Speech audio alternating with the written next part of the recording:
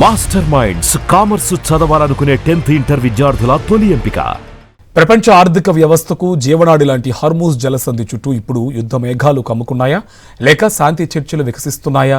3వ నెలలోకి ప్రవేశించిన ఈ భీకర పోరులో ఇప్పుడు ఒక కీలక మలుపు చోటు చేసుకుంది. అమెరికా పంపిన సరికొత్త శాంతి ప్రతిపాదనపై ఇరాన్ స్పందన కోసం యావత్ ప్రపంచం వేచి చూస్తుంది.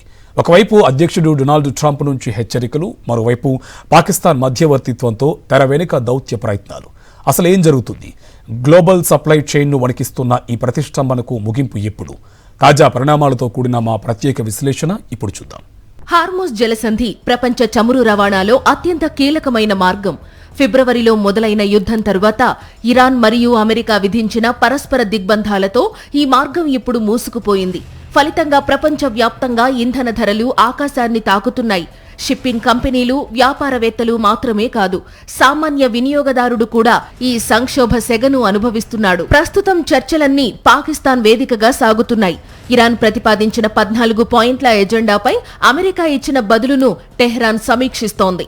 ఇరాన్ విదేశాంగ శాఖ ప్రతినిధి ఇస్మాయిల్ బఘాయి మాటలను బట్టి చూస్తే ఇరు దేశాల మధ్య సందేశాల మార్పిడి నిరంతరం కొనసాగుతోంది.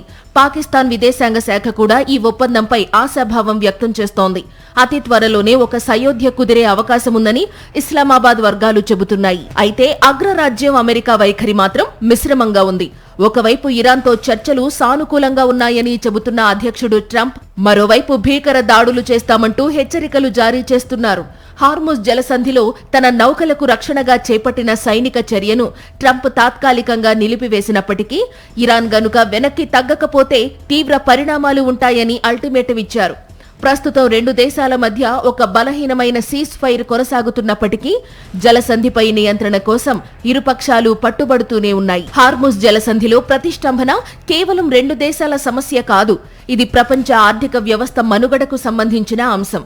పాకిస్తాన్ మధ్యవర్తిత్వం ఫలించి ఇరాన్ సానుకూల నిర్ణయం తీసుకుంటేనే ప్రపంచ మార్కెట్లు శాంతిస్తాయి.